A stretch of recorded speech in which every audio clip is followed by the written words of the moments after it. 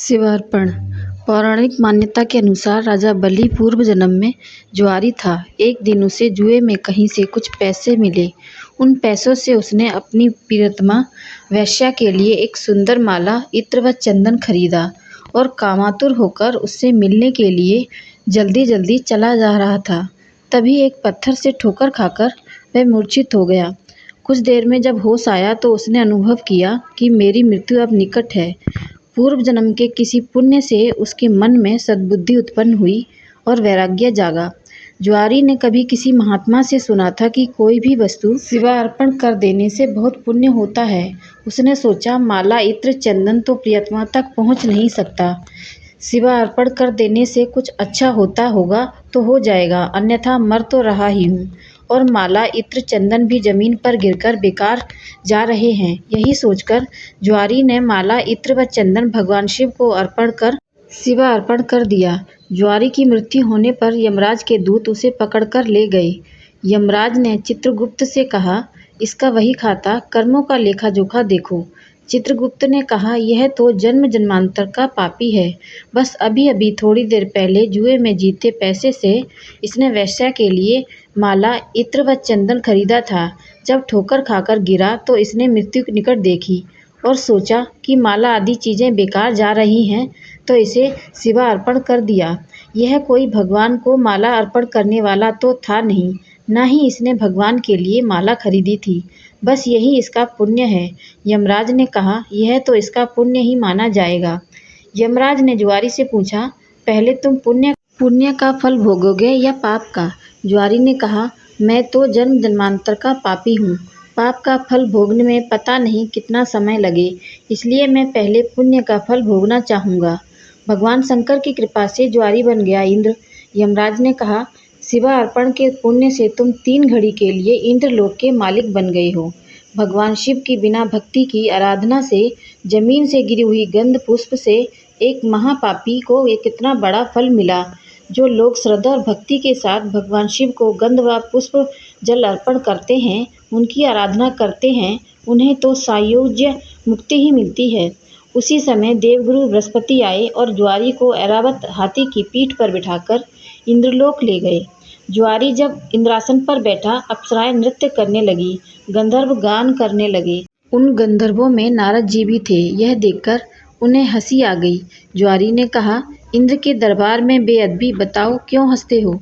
नारद जी ने कहा, जुआरी, तू जीवन पर्यंत जुआ खेलता रहा। तूने यही सोचा कि शिवा अर्पण करने से कुछ होता होगा तो हो जाएगा, न होगा तो मर ही रहे हैं तो, और माला, इत्र आदि भी बेकार ही जा रहे हैं।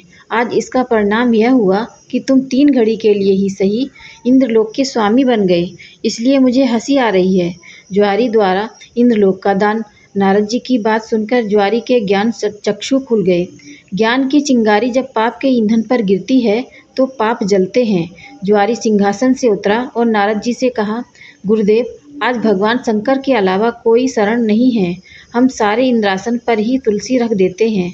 शिव के समान देव नहीं, शिव के समान गति नहीं, शिव के समान दाता नहीं, शिव के समान योद्धा नहीं। इतना कहकर जुआरी ने स्वर्ग की निधियों का ऋषियों को दान करना शुरू कर दिया। उसने ऐरावत हाथी अगस्त्य जी को और उच्चश्रवा नाम का घोड़ा विश्वामित्र को, कामधेनु गाय महर्षि वशिष्ठ को, चिंतामणि रत्न गालवजी को और कल्प वृक्ष कौंडिन्य मुनि को दे दिया। भगवान शंकर को प्रसन्न करने के लिए जुआरी ने कुछ ही देर में सारा इंद्रलोक दान कर दिया। तभी 3 घड़ी बीत गई। वह फिर यमलोक पहुंचाया गया। जब इंद्र वापिस आए तो अमरावती ऐश्वर्य शून्य थी। इंद्र स्वर्ग के सारे ऐश्वर्य ऐरावत हाथी, कामधेनु, पारिजात पुष्प आदि को न देखकर क्रोधित हो गए और पूछने लगे, यह सब कहाँ चले गए? तब देवगुरु बृहस्पति बोले, सब कुछ जुआरी ने दान दे डाला। बड़ी भारी सत्ता मिलने पर जो प्रमाद में न पड़कर सत्कर्म में लगे रहते हैं, वे ही धन्य हैं।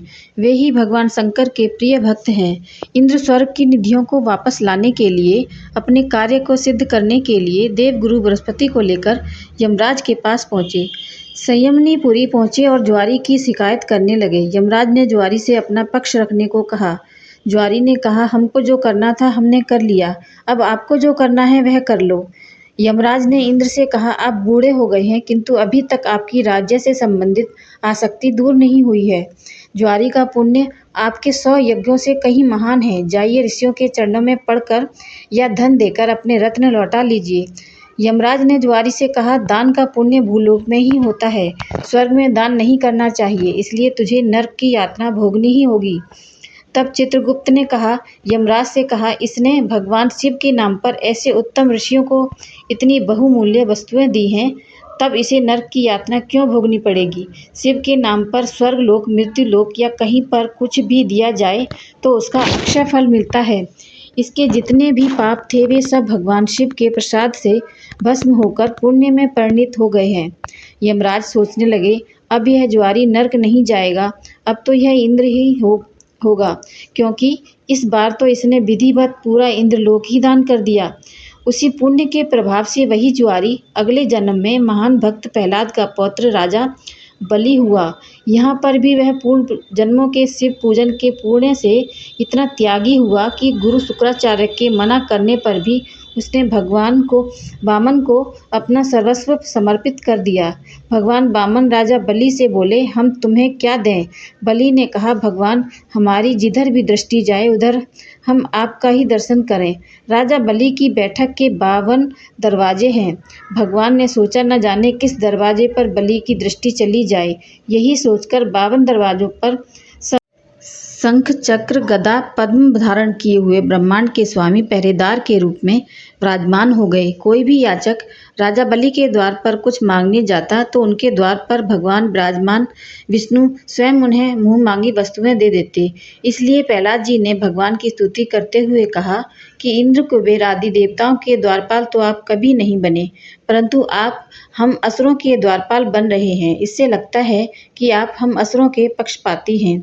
इस प्रसंग से गीता में भगवान का यह कथन सत्य सिद्ध हो जाता है कि पत्र पुष्प फल जल जो कुछ भी भगवान के लिए अर्पित किया जाता है वह अनंत गुना होकर वापस आता है। ओम नमः शिवाय। मेरी ये कहानी आपको कैसी लगी मुझे कमेंट करके ज़रूर बताएं और मेरे चैनल को लाइक शेयर और सब्सक्राइब ज़रूर करें। धन्यवाद।